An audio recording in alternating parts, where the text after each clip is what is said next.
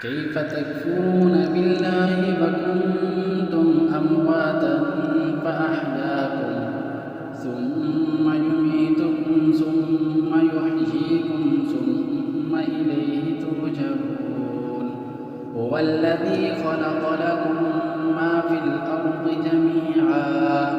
ثم استوى إلى السماء فسواهن سبع سماوات